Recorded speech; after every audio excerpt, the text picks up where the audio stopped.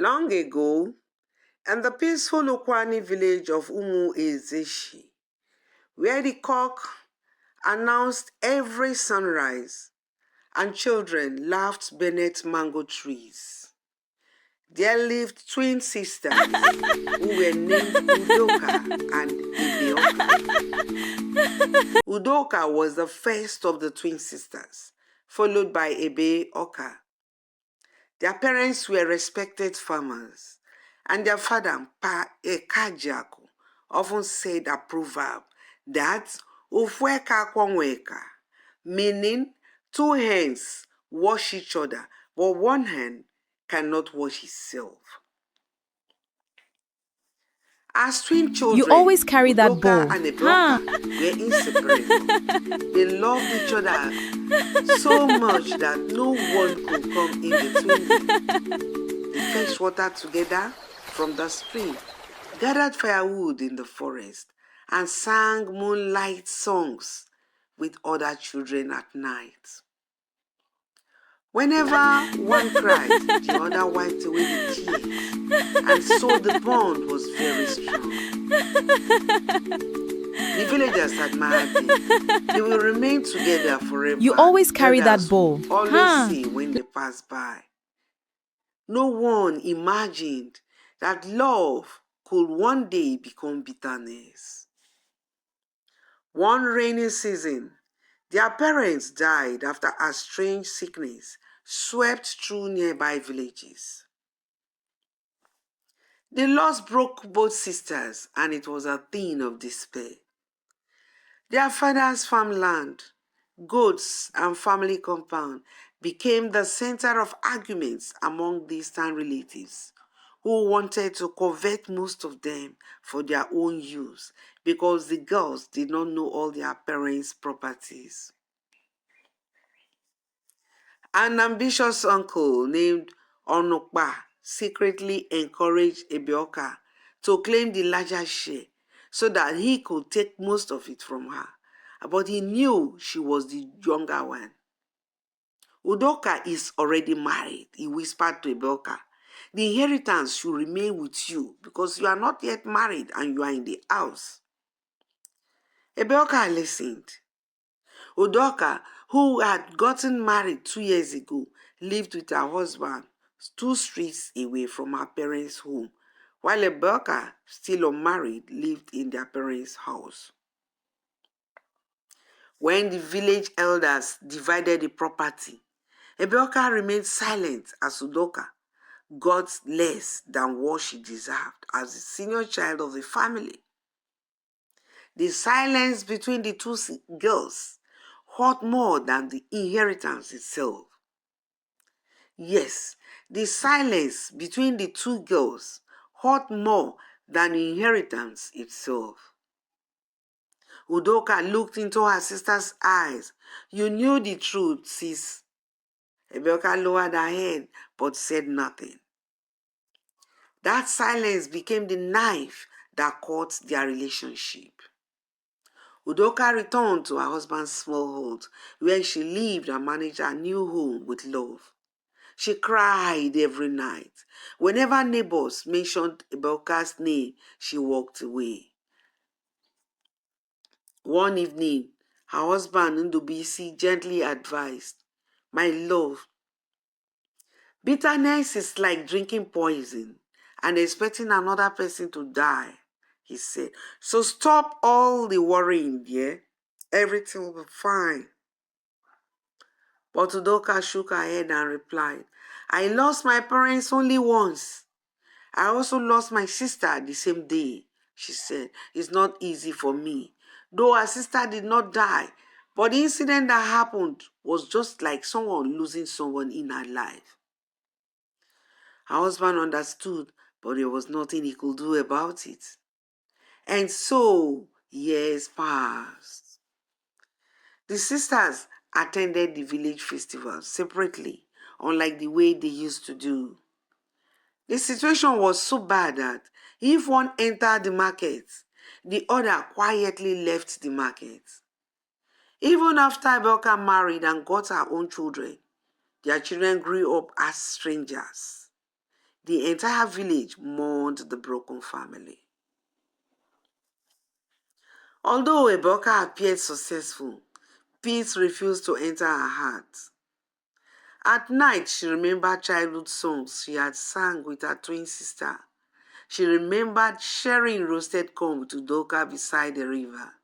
Many times she wanted to apologize because she knew it was wrong for her to have accepted almost everything. But pride chained her lips. An old widow, Mama Ebube, once told her, "The tree that refuses to bend will one day break." Still, Ebeoka delayed herself. Tomorrow, next week, next month. She kept postponing, but the apology never came. One day, the village's annual New Yam Festival arrived. Drums echoed across Umo-Izeshi. Women danced beautifully. Children chased one another through decorated compounds. During the celebration, both sisters accidentally stood near the same masquerade. Their eyes met. Neither smiled. Neither greeted the other. The crowd noticed. Even the village chief sighed. What wealth is greater than peace between two sisters? But nobody answered. Udoka's little daughter Emu often asked, "Mother, why don't we go visit Auntie Eboka?" Udoka remained silent, but the child grew restless. She wanted her auntie because other little children had theirs. One afternoon, the child secretly carried fresh oranges to Eboka's house. Eboka was surprised to see her. She welcomed her niece warmly. She hugged the little girl and wept after she left. "If only your mother knew how much I love and miss her," she murmured softly. But fear stopped her again. One terrible year, heavy rain flooded the farmlands. Streams overflowed. Bridges collapsed. Many villagers lost their harvest. Hunger quietly entered Umu-Ezeshi village. People prayed daily. Still, the rain continued. No one knew that greater sorrow was coming. One windy night, a lantern accidentally fell inside Udoka's kitchen. Within minutes, flames swallowed the thatched roof. Villagers, neighbors screamed. Everyone rushed with buckets, but the fire spread too quickly. Little Emu became trapped inside. Udoka screamed until her voice failed. Nobody could enter the burning flame. The fire was too fierce. Then suddenly, someone ran into the burning house.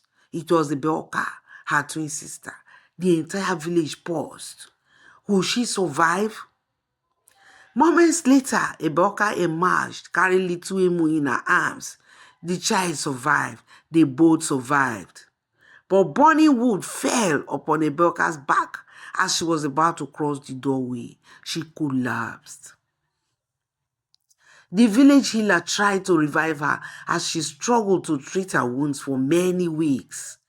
Eboka lay unconscious, and her twin sister Udoka sat beside her every day, crying. For the first time in many years, she held her sister's hands. Tears fell endlessly. "If you die," she whispered, "who will I forgive?" Luckily, Eboka regained consciousness. She spoke weakly. "I stole your happiness. I listened to Uncle Onukpa. I was greedy. Forgive me." Udoka cried harder. "I punished myself all these years by refusing to forgive you," she replied. The sisters embraced.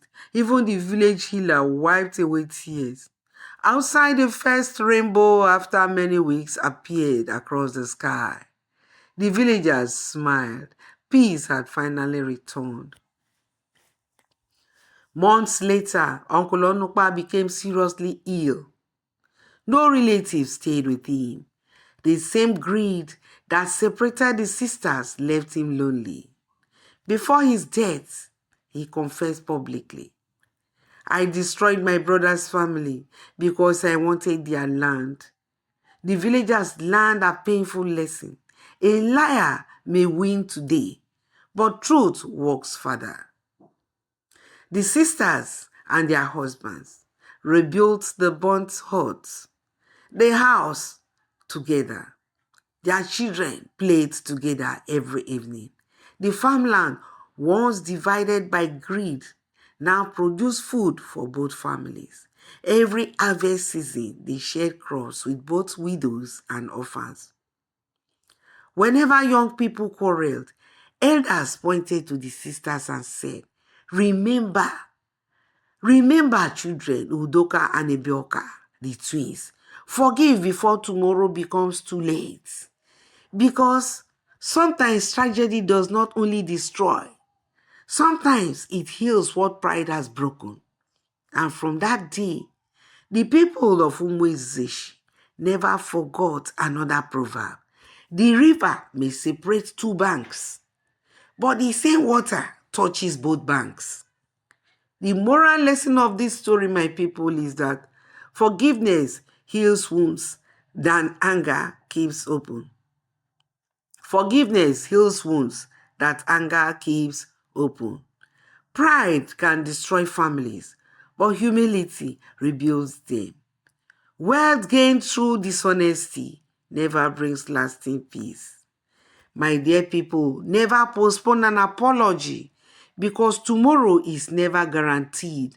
And finally, family is a treasure that should never be exchanged for property or pride. Look at the case of Udoka and Ebelka.